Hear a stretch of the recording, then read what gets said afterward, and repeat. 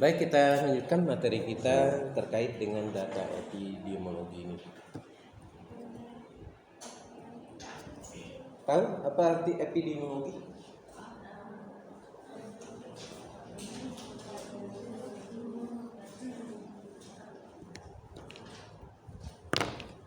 Tahu apa itu epidemiologi? Udah ngambil kan dasar epidemiologi kan ya?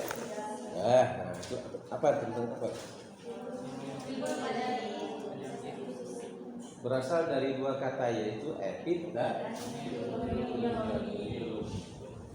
epid itu artinya apa?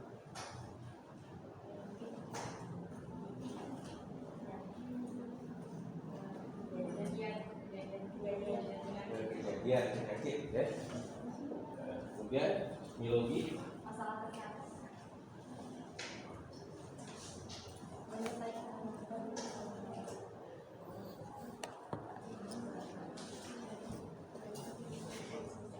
jadi terkait dengan penyakit atau wabah atau patogen ya, yang terjadi pada masyarakat ya, kelompok masyarakat. Jadi berasal dari dua kata, yaitu etik dan biologi. Kata etik ini artinya penyakit, kemudian biologi itu artinya masyarakat ya. Dan sekarang biologi ya. Dia penyakit atau kejadian ya. Dan epidemiologi itu berasal dari kata demos ya. Demos artinya masyarakat ya. Jadi suatu penyakit atau kejadian yang menimpa kelompok masyarakat.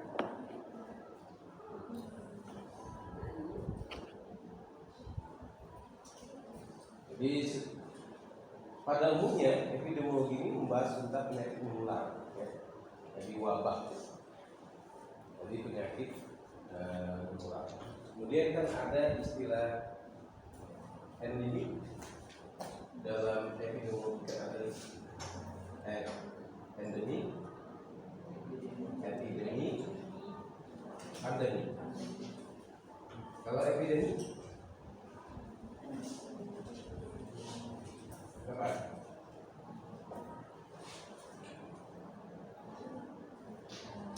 Penyakit endemik.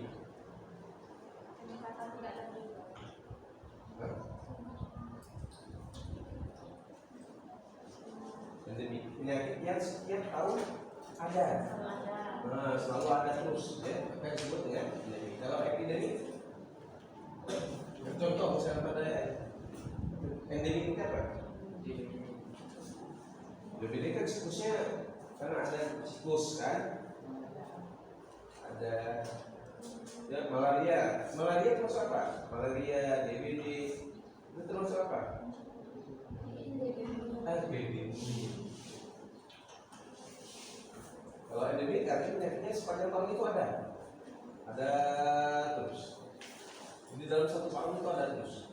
Itu disebut dengan endemik. Kalau epidemik dia dalam satu tahun ada kejadian. Kita disebut dengan epidemik. Kalau pandemi itu kalau seluruh dunia, seperti COVID kemarin itu termasuk dalam pandemi.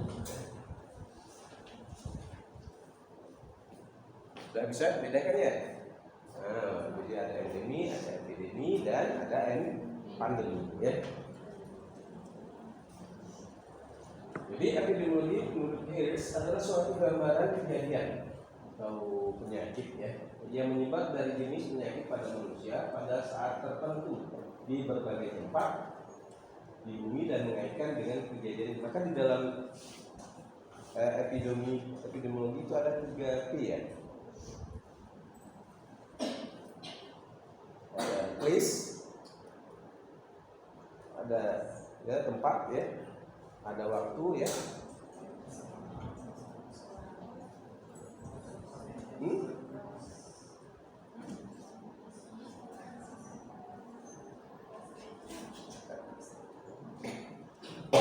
Tempatnya kapan, waktunya di mana, lagi.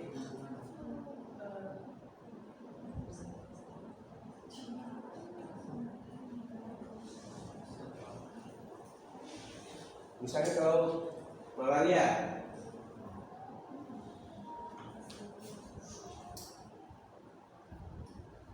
tempatnya di mana kan? Kemudian waktunya kapan?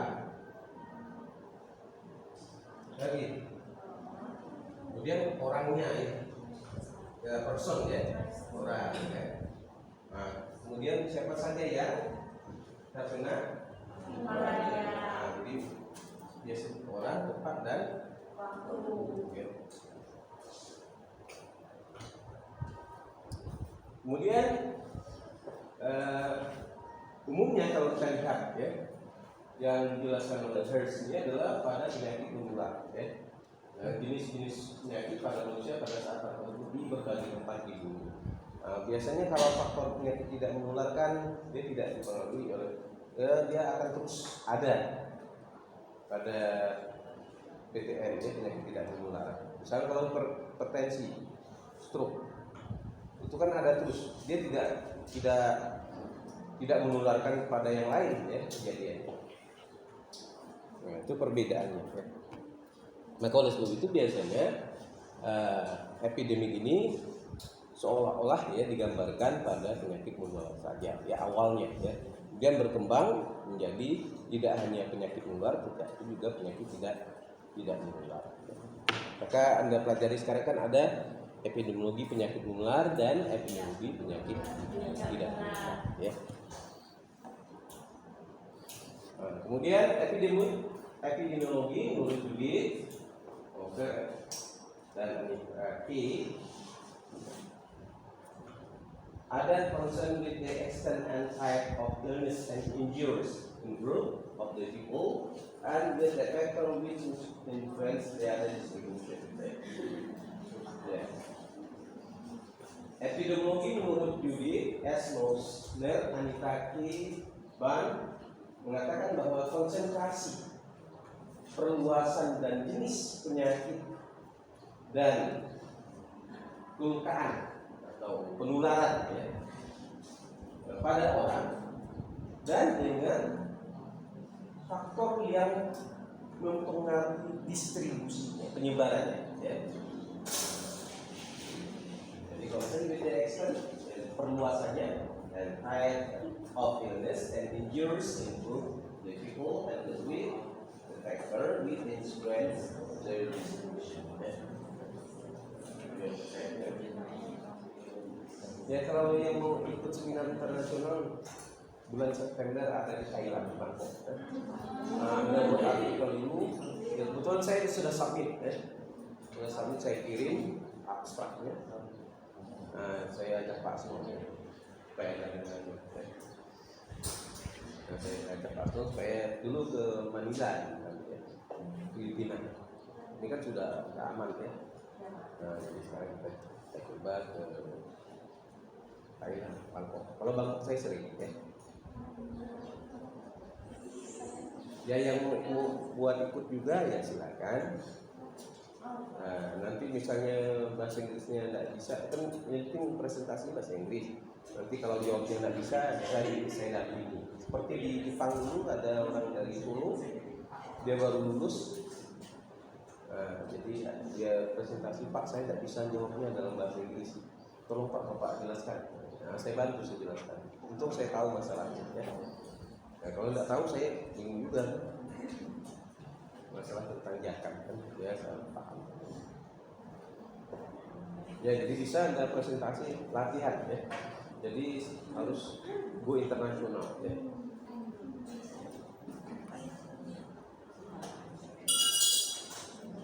Kemudian Robert E. Flexer mengatakan bahwa epidemiologi menurut Robert E. Flexer adalah riset yang bahas tentang distribusi dan determinan penyakit dalam populasi. Nah, jadi yang dipelajari ini adalah terkait dengan penyebaran ya, penyakit dan faktor-faktor penyakit di masyarakat. Determinan itu adalah faktor. Jadi faktor yang misalnya tadi ada jenis kelaminnya. Kalau misalnya kanker serviks pada laki-laki ada nggak? Tidak ada. Kalau prostat pada perempuan ada nggak? Tidak ada. Nah itu berdasarkan pada jenis Kanker payudara pada laki tidak ada ya? Ada. Nah, artinya itu penyakit berdasarkan pada keputihan. Pada laki-laki ada enggak? Ya, gawat juga kalau ada laki-laki yang keputihan. Ya, diragukan ke laki-laki aja. Nah, ya, jadi ada yang patologis ada di sini.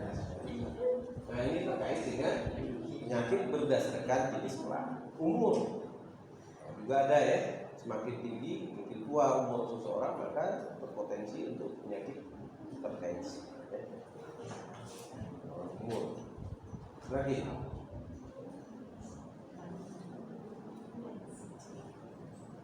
Tempat misalnya, ya daerah tropis dengan daerah subtropis kan gitu, daerah ini daerah panas itu terkait dengan tempat. Kemudian waktu, nah, itu juga waktunya kapan kan gitu ya. Kemudian misalnya pada musim penghujan dan musim kemarau kan. Kalau musim kemarau apa penyakitnya biasanya? Diare kan? Nah, ispa ya, ispa, sakit hati tidak ada ya. Kalau musim penghujan apa? Flu. Apa lagi? Musim penghujan. Itu pusing kan ketemu pacar itu.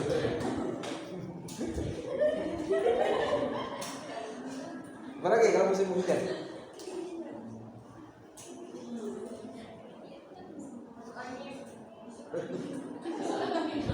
Itu berhujan. Ya kalau main hujan ya. Apa lagi kalau musim hujan? Musim hujan. Ya itu kalau pancaroba hujan kena panas itu ya. Kulit bisa ya, kalau banjir ya. Jadi itu yang mempengaruhi ya, terkait dengan penyakit. Kemudian Lindenfeld mengatakan epidemiologi oleh Lindenfeld ini metode pemikiran tentang penyakit yang berkaitan dengan penilaian biologis dan berasal dari pengamatan suatu tingkat kesehatan populasi. Jadi dia mengatakan bahwa penyakit itu dasarnya pada pemikiran ide tentang penyakit. Penyakit itu berkaitan dengan penilaian biologis bahwa sakit itu disebabkan karena faktor biologis. Apa benar semuanya faktor biologis? Kalau stres biologis atau ya biologis itu biasanya ada patogen, bakteri, virus, kuman masuk ke dalam tubuh seseorang.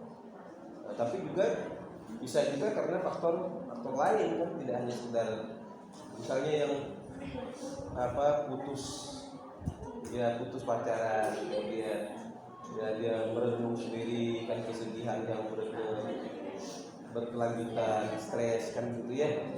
Nah, bisa penyakit nyamah gitu kan. Dan penyakit bawaan lainnya ya, bisa saja kan. Artinya tidak sekedar faktor biologis, tapi juga ada faktor lainnya kan gitu ya. Ya, kemudian berdasarkan dari suatu pengamatan tingkat kesehatan populasi. Ya, berdasarkan pada hasil observasi dilihat pada kelompok-kelompok masyarakat yang menderita penyakit yang bisa diamati. Tetapi tidak semua penyakit itu bisa diamati kan gitu ya. Kadang-kadang ada yang seperti sehat gitu kan, tapi juga ya ada juga yang sakit tetap juga sakit ya.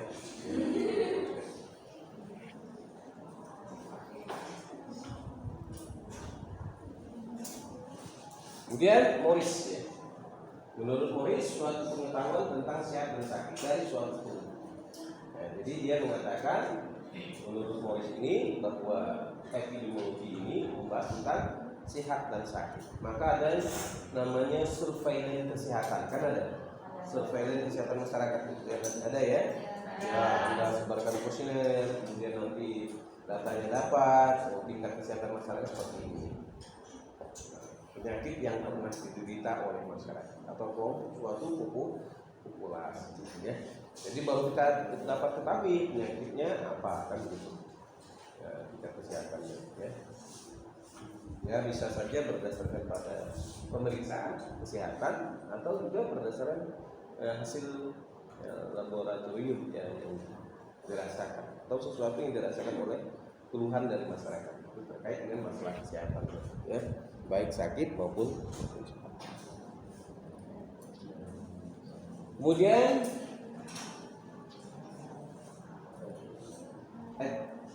Elizabeth Barrett, ya, dia mengatakan Elizabeth Barrett ini epidemiologi menurut Elizabeth Barrett is study of the distribution and cause of disease, ya. Nah, jadi dia mengatakan studi tentang distribusi dan penyebab penyakit, ya. Nah, jadi studi tentang distribusi dan penyebab penyakit.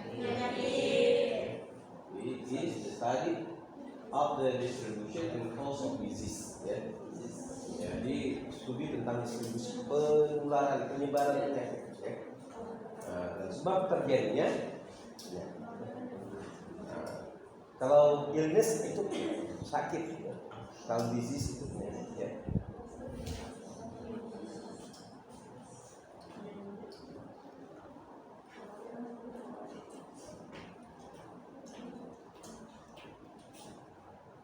Ini ya, ada illness, kalau ini illness.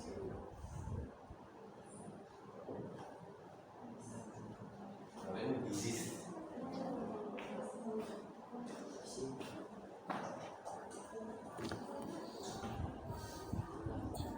Kemudian menurut kelas epidemiologi, menurut kelas is study of the distribution and determinant of the health related to state or even in specific population and application of the study to control of the problem. Jadi epidemiologi adalah studi tentang distribusi dan determinan faktor kesehatan yang berhubungan dengan suatu kejadian spesifik di masyarakat dan aplikasi penerapan di studi ini terkait dengan pengendalian masalah. Ya, kan bisa detail-detail sih Pak, I see no one was. Jadi epidemiologi menurut kelas ini mengatakan di study of the distribution, di distribusi tentang studi tentang distribusi dan faktor-faktor atau determinan kesehatan, ya, yang terkait dengan pernyataan suatu kejadian yang spesifik di masyarakat dan penerapan studi ini untuk mengendalikan masalah.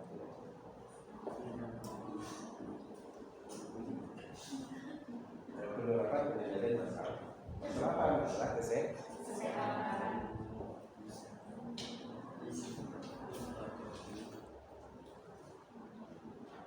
Kesimpulan Anda apa? Epidemiologi. Bisa tidak Anda menyimpulkan? Tadi kan sudah banyak definisi yang disampaikan. Kira-kira menurut kesimpulan Anda tentang epidemiologi ini apa? Ilmu yang mempelajari tentang distribusi penyakit yang ada di masyarakat. Kan gitu sederhananya, ya. Jadi epidemiologi adalah ilmu yang mempelajari tentang distribusi penyakit di masyarakat. Distribusi penyebaran. Nah, kan itu. Atau bisa juga epidemiologi adalah ilmu yang mempelajari tentang penyakit yang ada di masyarakat.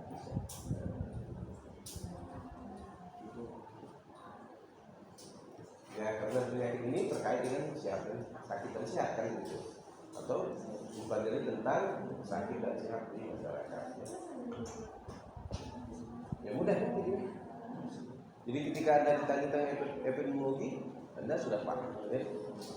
Jadi epidemiologi adalah ilmu yang mempelajari tentang distribusi penyakit di masyarakat. Mudah kan ini? Tadi saya tanya enggak tahu kan? Sekarang sudah tahu ya. Silakan, mungkin ada yang mau ditanyakan? Ya, sekarang coba kita lihat ya. Studi pola kesehatan penyakit serta faktor yang berkaitan dengan tingkat populasi ya. Ini kan terlalu banyak ya, luas ya. Jadi epidemiologi ya, ilmu yang fokus pada studi pola kesehatan dan penyakit serta faktor yang berkaitan dengan tingkat populasi. Epidemiologi didefinisikan sebagai model concern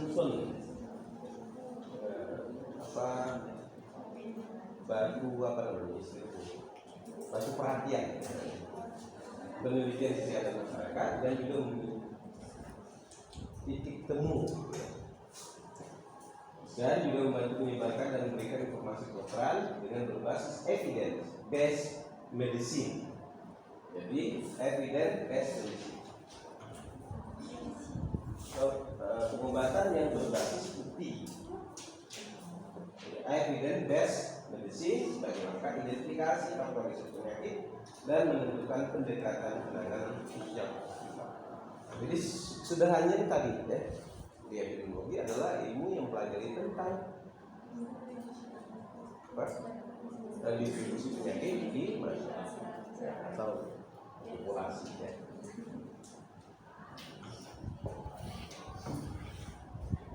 Silakan, mungkin ada yang mau ditanyakan sebelum kita masuk tentang tujuan epidemiologi.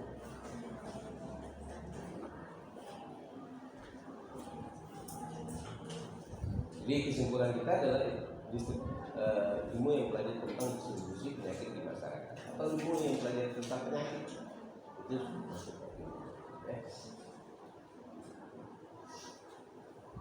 Silakan, ada yang mau ditanyakan?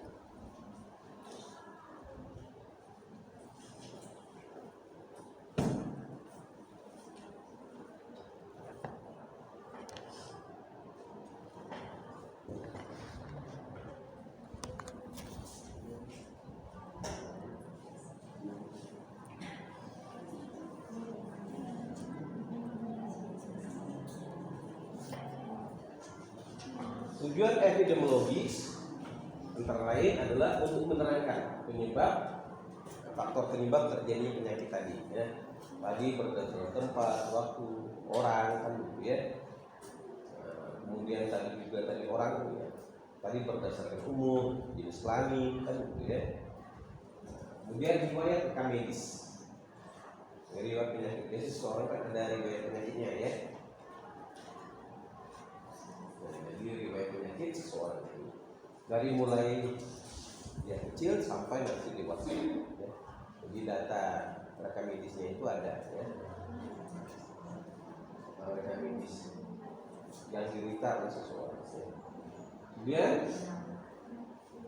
alihnya sebuah penyakit ataupun kondisi kesehatan masyarakat. Kemudian menerapkan dan mensimulasikan etiologi penyakit. Apa etiologi?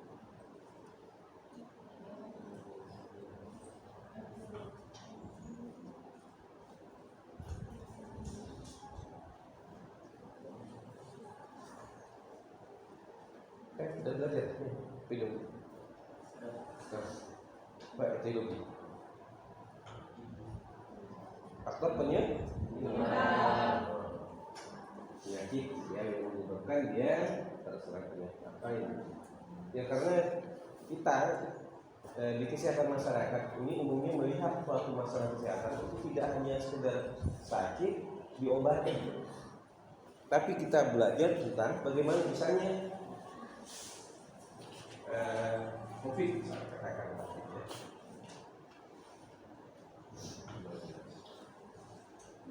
Kita akan pelajari tentang variasi COVID ini, cara penularannya, cara pencegahannya, media penularannya, kan gitu. Penanganannya, ya, pengendaliannya. ketika ada suatu masalah kesehatan, pendekatan yang kita lakukan itu berbasis fakta, evidence. Jadi dengan berbagai pendekatan, tidak sekedar sakit kasih obat, itu tidak.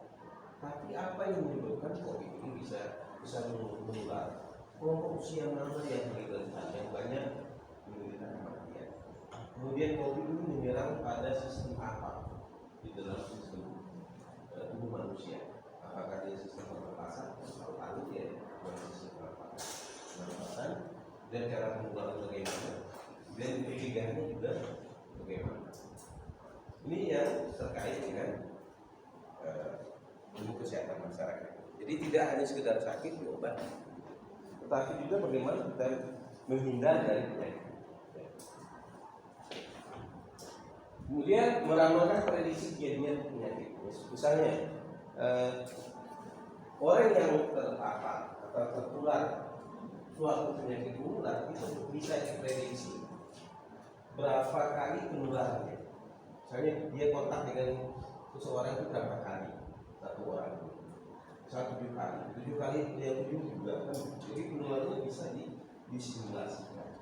Waktu penghitungan yang COVID itu kan dihitung ya berapa jarak penularannya. Nah, ini bisa diprediksi berapa kasus, kapan terjadi ledakan kasus. Nah, kalau dalam suatu penyakit menular, ya. Kemudian lokusnya mana? Kemudian fokusnya pada apa? Misalnya kalau vaksinasi sifatnya adalah untuk supaya orang terpapar, ketika dia terpapar dia tidak besar risiko kematian.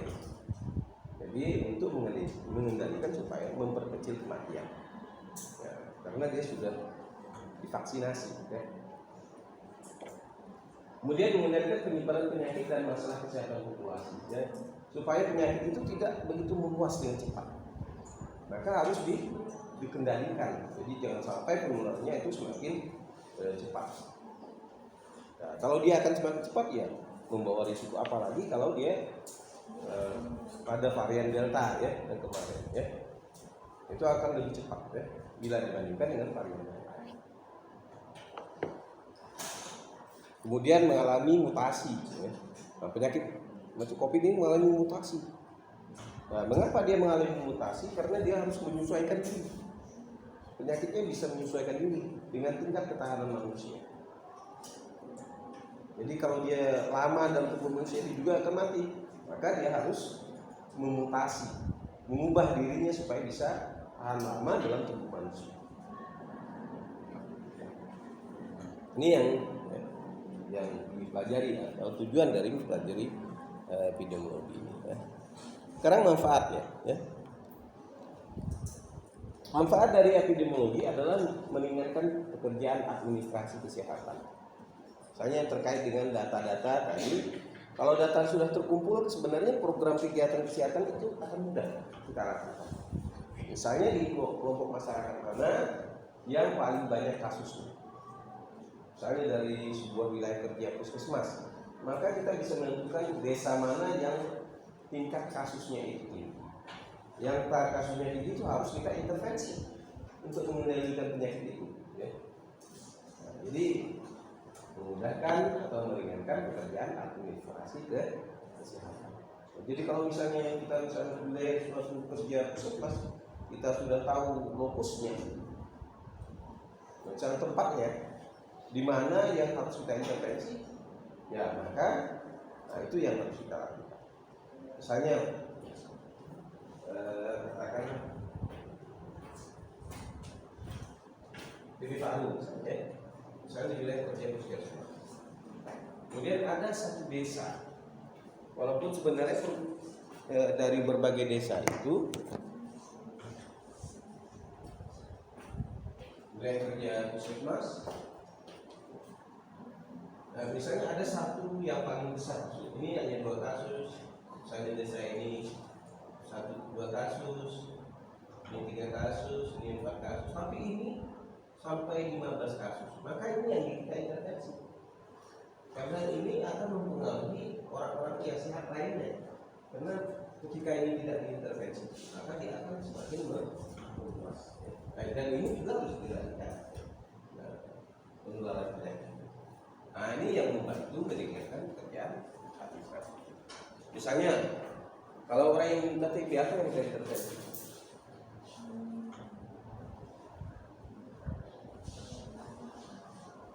TBM kan? Misalnya kalau dia TB paru menular atau tidak? TB paru. Misalnya kita intervensi, kalau dia berobat, suruh dia berobat dulu kan gratis, akan mengkonsumsi obat selama 6 bulan berturut-turut. Jadi kita berikan penjelasan kepada PMO-nya. Apa PMO? Ya, kita bingung obatnya, misalnya keluarganya ya, yang ada di situ kita berikan supaya dia tetap, bukan bosan ya. 6 bulan itu makan obat berturut-turut bosan. Jadi kalau jangan sampai putus. Kalau putusnya mulai dari nol lagi kan. Nah itu yang pertama. Kemudian yang kita intervensi adalah perilakunya. Perilaku dari orang yang menderita ini supaya dia tidak menularkan penyakitnya. Ketika dia keluar harus pakai masker. Ya. Dalam ini faktornya pakai masker ini melihat TB misalnya. Jadi setiap dia keluar dia harus menggunakan masker. Kemudian yang kedua dia tidak boleh menggunakan di sembarang tempat. Nah, kemudian yang ketiga dia harus menyiapkan tempat untuk mudah. Kemudian makan piring peralatan masak itu harus terpisah dari keluarga yang lain. Kemudian itu yang terkait dengan perorangan ya, dengan individu atau perilakunya. Tapi juga yang terintervensi adalah lingkungannya. Misalnya tadi kalau lantainya lembab gitu kan, ya kalau sudah pusing ya susah ya. Ya mau tidak mau kan ya harus rajin dipel dengan pembasmi kuman gitu ya setiap hari kan gitu ya.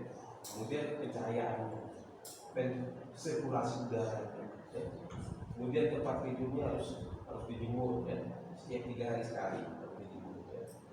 Nah, supaya tidak semakin lembab ya, semakin berbahaya.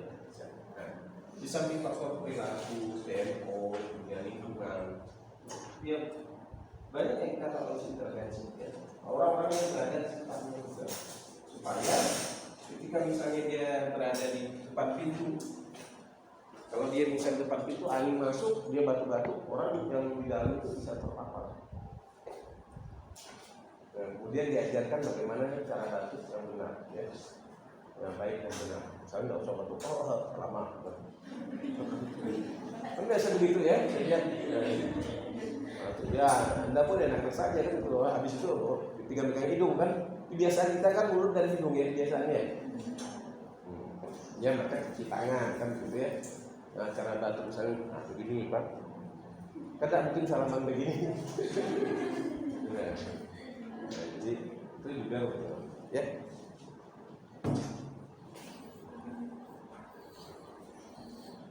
Kemudian bisa meneliti sebab suatu masalah kesehatan. Jadi kalau kita sudah tahu masalah kesehatan di situ, maka kita bisa melakukan penelitian, ya, riset-riset bagi mahasiswa kesehatan masyarakat. Kemudian bisa menjelaskan perkembangan alamiah suatu penyakit, ya,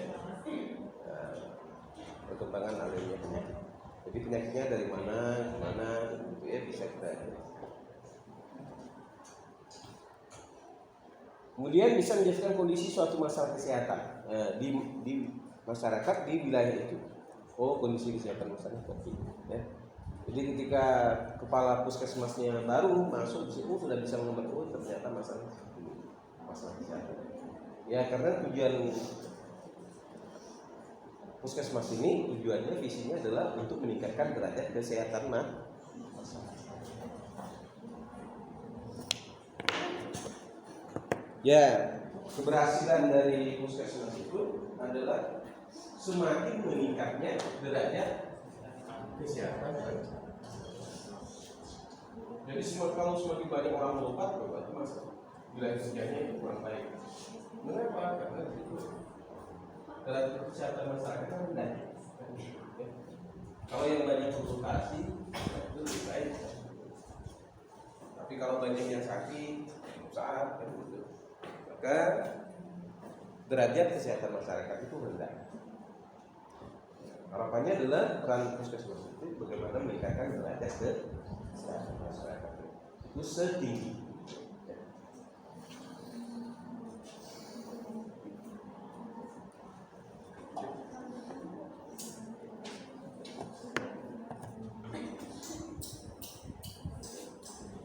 Sekarang tujuan epidemiologi ya, melakukan penyelidikan ya. Ketika masyarakat keracunan massal dengan penerapan epidemiologi bisa diselidiki penyebab keracunan tersebut. Misalnya di suatu daerah ada kegiatan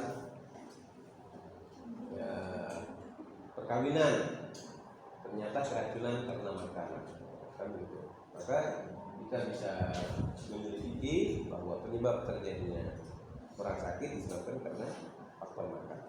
Jadi bukan tugas dokter itu, tugas kesehatan masyarakat. Oh apa yang kalau dokter kan dia sakit berobat kan.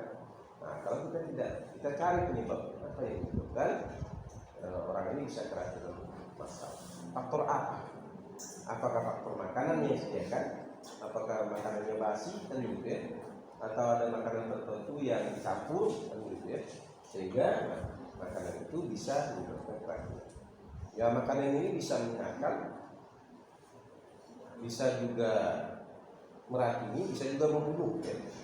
Jadi makanan itu tidak sekedar sehat tapi juga baik. Jadi ada makanan yang menyehatkan, ya makanan yang membahayakan dan ya, bisa juga membunuh kan gitu ya. Ya seperti misalnya kalau makanan yang basi itu termasuk makanan yang membahayakan ya. Nah, kalau makanan yang baik ya sering kita makan ya. Terpenuhi gizi, ya, protein, ya, lemak, mineral. Tapi kalau orang yang sudah obesitas, makan lemak banyak, makan karbo banyak, kan ya tidak akan berisiko bagi kesehatan. Kan, ya. Jadi maka sekarang konsepnya adalah gizi seimbang, ya. Ya. Jadi asupan gizi seseorang didasarkan pada aktivitas seseorang. Ya. Jadi kalau dia semakin banyak melakukan aktivitas, maka asupan gizinya akan semakin banyak ya. Nah, cuma kita ini kan kalau di kita ini kan umumnya adalah asupan energinya itu berasal dari karbohidrat ya. Nah, jarang dari kalau binaragawan itu dari protein dan lemak ya.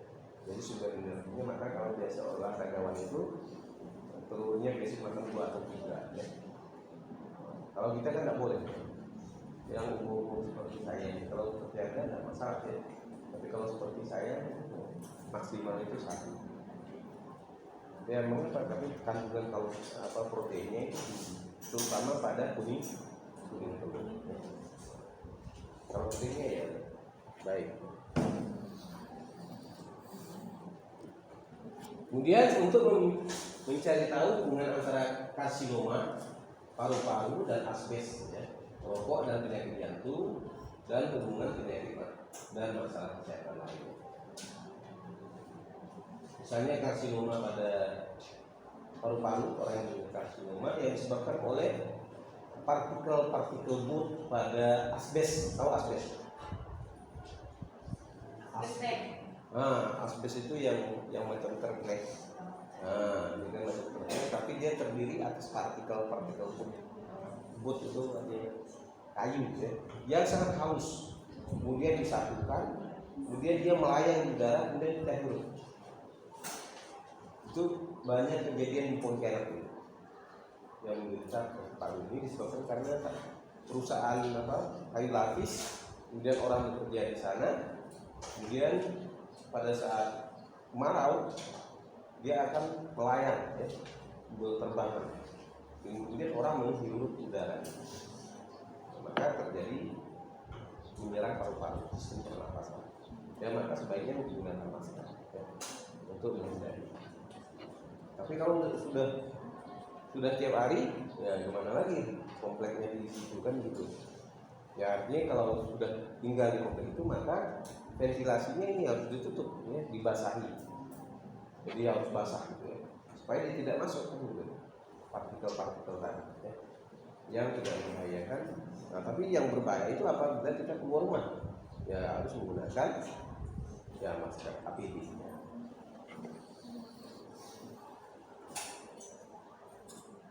Misalnya kendaraan asap rokok, yang orang yang merokok juga ya. Nah, itu kan ada bermacam racun ya.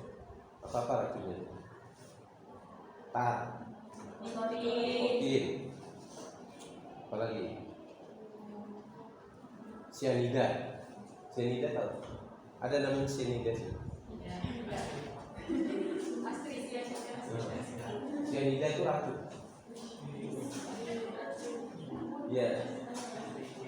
Yang ingat kasus Mirna dulu, yang meracuni temannya sama-sama minum kopi dan melakukannya racun cyanida. Kasus Mirna dulu ya. Jadi kawannya kasih ke kopi Vietnam ya, kasih kopi Vietnam, dia sudah minum langsung ya, keracunan ya. Nah, karena salah satu unsur yang ada dalam rokok itu ya adanya cyanida. Kalau nikotin tar itu katakanlah aman ya, tapi kalau yang cyanida itu ya sehingga bisa menyebabkan ya berbagai penyakit tadi. Mengapa sampai ke jantung? Kok bisa ke jantung kan gitu ya? Pertanyaannya kan ya karena tadi racun yang ada di dalam rokok itu masuk ke dalam darah. Itu masalah. Jadi darahnya itu terkontaminasi baik oleh nikotin, oleh tar, oleh cyanida dan partikel lainnya. Termasuk di dalamnya ada karbon kan? Karbon monoksida yang ada di rokok itu. Kemudian mencemari darah tadi. Darahnya terkontaminasi. Sehingga darahnya itu sudah tercemar sehingga ya terjadi pengentalan pada darah. Jadi semakin tua orang itu semakin kental darah. Maka kalau dia lari itu kan sesak nafas tuh, karena tadi darahnya sudah terkontaminasi. Ya, kesehatan kita ini sangat tergantung pada darah. Ya. Kalau darahnya sudah tercemar, maka ya, halaman hidup tidak akan lama. Ya bisa kalau ditercemar tadi oleh bisa kelihatan dan bisa tidak kelihatan kan gitu ya. Misalnya kalau kelihatan seperti agak hitam-hitaman, kental kan gitu ya. Tapi juga bisa tidak kelihatan. Ya misalnya tadi, kan bisa dites itu. Ketika gula darah itu kan termasuk tercemar karena banyak asupan glukosa ya. Kemudian lemak karena banyak mengkonsumsi makanan yang berlemak, maka terjadi kolesterol kan gitu ya. Karbohidrat juga banyak, maka terjadi TG, triglisida kan gitu. Rokok itu juga tadi keracunan pada darah. Kalau dia pada darah, tempat gula, maka terjadi penyakit diabetes.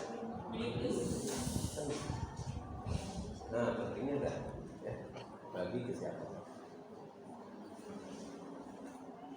Ya, pada kemudian darah, maka ada lemak dalam darah, maka terjadi kolesterol. Ya. Karbohidrat dalam darah, maka ada TG. Ya. Gula dalam darah, maka terjadi diabetes.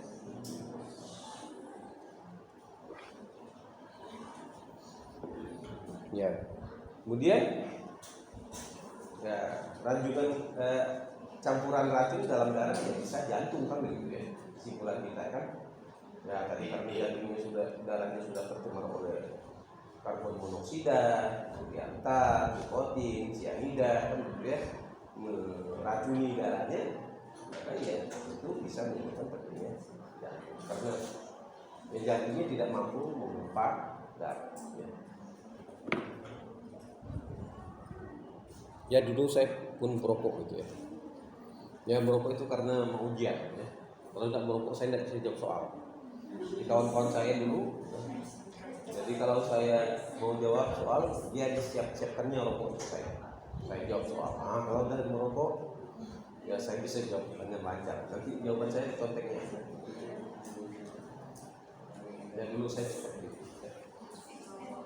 Itu sebenarnya sugesti saya, ya. Sepertinya sugesti itu tidak ada kaitannya dengan, jadi kita tersugesti, gitu ya. Jadi seolah-olah dengan merokok itu kita menjadi pintar, kan? Ya, padahal tidak, ya. Karena faktor kebiasaan tadi.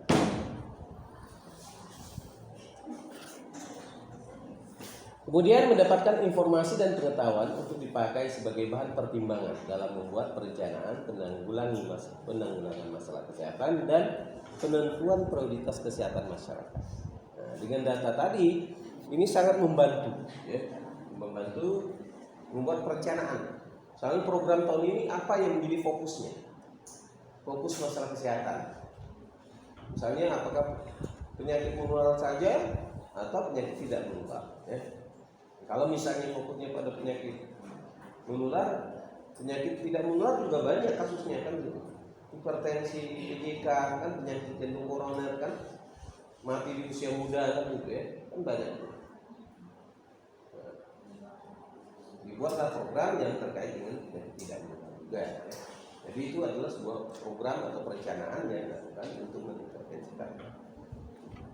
Kemudian penanggulangan masalah kesehatan yang ada di masyarakat terkait dengan, karena kita tahu gambaran kesehatan masyarakat kasus yang paling tinggi berdasarkan kepada data yang didapat data epidemiologi tadi, nah, maka itu yang kita intervensi. Kemudian penentuan prioritas masalah kesehatan masyarakat yang menjadi prioritas itu apa? Dan kemarin kita sudah praktek cara menentukan, udah ya, menentukan prioritas masalah, ya, udah. Yang metode revisi itu sudah kan? Sebuah kelompok, menentukan masalah, kan? Nah, di sini tujuannya, ya. Dan prioritas.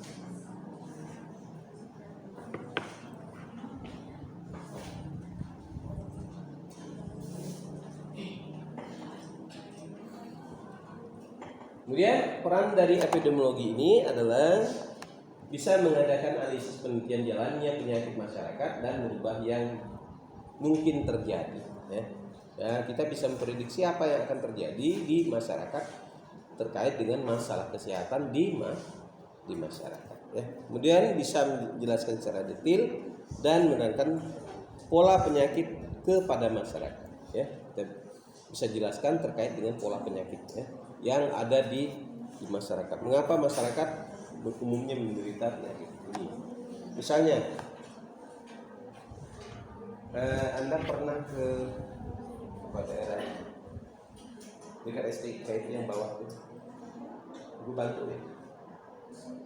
Itu orang di sana dia tidak biasa kalau tidak minum air Sungai Melawi. Sementara Sungai Melawi itu airnya tercemar oleh apa? Hah?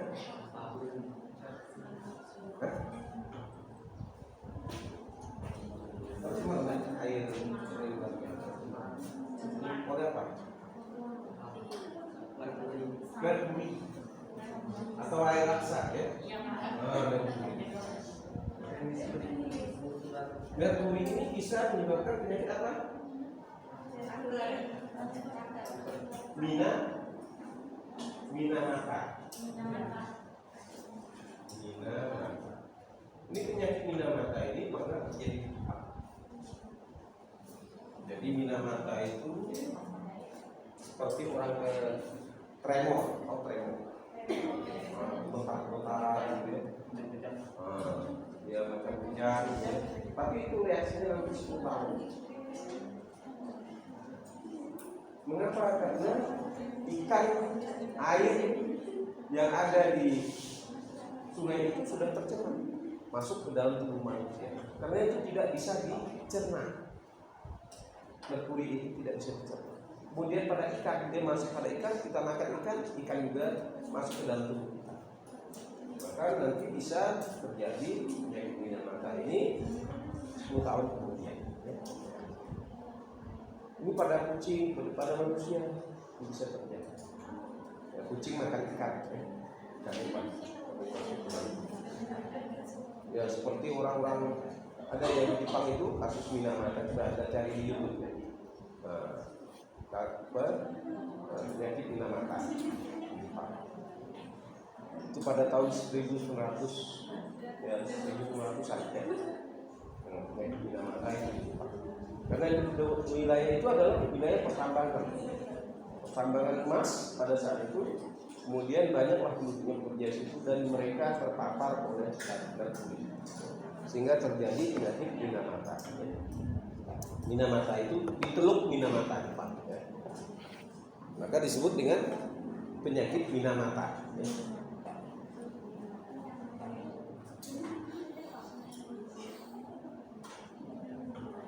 Ya, jadi itu penyakit yang disebabkan oleh faktor lingkungan.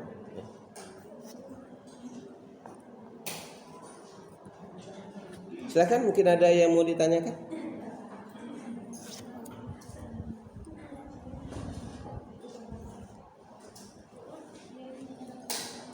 Ini data ini udah ya. Masuk.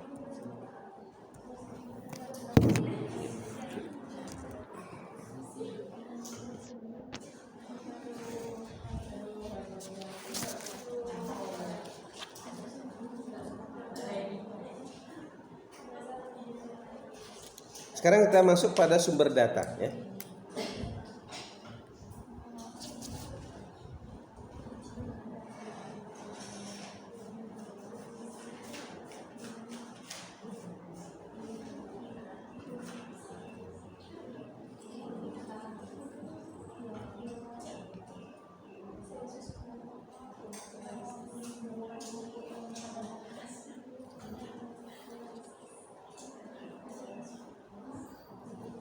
Jadi sumber datanya itu data kependudukan, misalnya berdasarkan pada sensus penduduk, survei kesehatan misalnya, survei rumah tangga, kemudian data kelahiran dan kematian, atau data mortalitas dan natalitas. Dia dicatatkan dari kelahiran, tapi jarang membuat surat kematian. Ya. Ternyata orang mati juga perlu surat. Ya bagi orang. Ya. Kalau orang mati ya tidak perlu dia surat, tapi surat kematian ini penting bagi orang. Nah, misalnya tadi terkait dengan akta warisan kan ya. Kemudian klinik bersalin dan pelayanan kesehatan lainnya, puskesmas, posku dan sebagainya. Ya. Ini kalau ini terkait dengan data kunjungan. Ya, misalnya sudah klinik bersalin terkait dengan natalitas, ya, berapa jumlah orang yang melahirkan, ya. Kelahiran berdasarkan jenis kelamin. Kemudian pelayanan kesehatan lainnya. Kemudian data kesehatan, yaitu data rekam medis atau medical report dan praktik dokter swasta. Ya, dan data lainnya ya.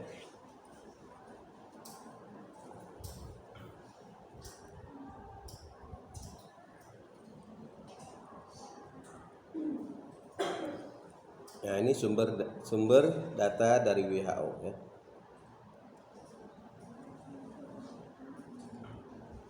Ya, misalnya tahu kan yang WHO? Ya, bukan nggak apa kan? World Health Organization, bukan session. World Health Organization. Yang pertama registrasi mortalitas, catatan tentang mortalitas apa?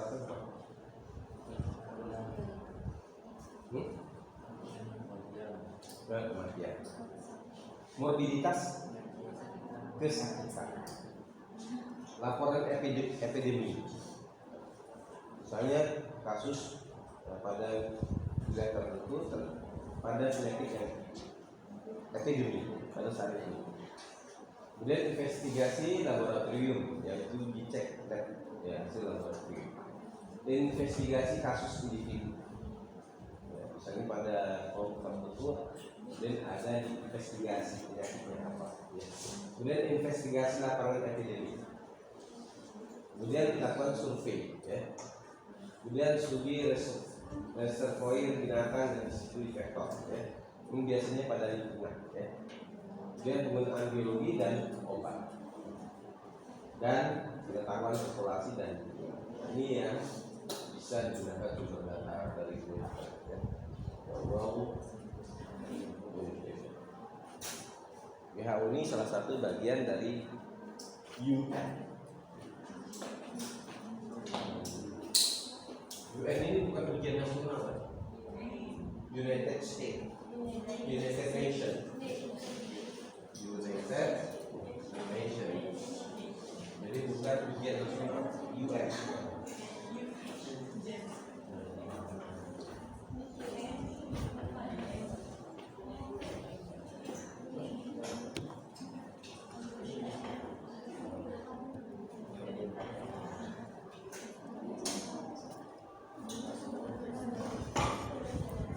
Silakan, ada yang mau tanyakan?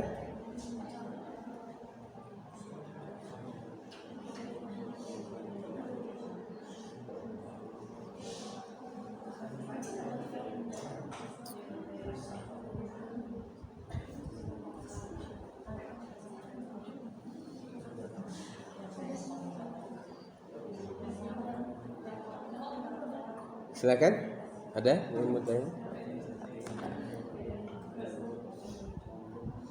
Ya, ini masalah yang dihadapi terkait data ya.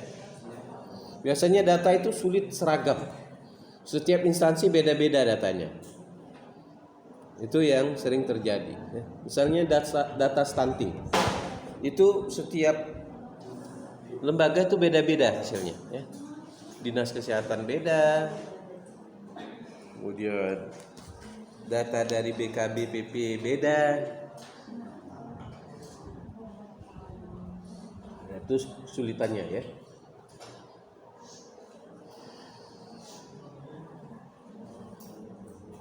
Kemudian data itu tidak serasi. Tadi misalnya tidak lengkap, tidak serasi. Tadi berbeda antara satu instansi dengan instansi yang lain ya. Kemudian ada data yang bias ya. Nah, ini contoh data. Tapi tidak perlulah saya jelaskan ya. Kan udah belajar ya, manajemen data udah ya. Nanti saya share saja lah. Nah, ini kan biasa ya.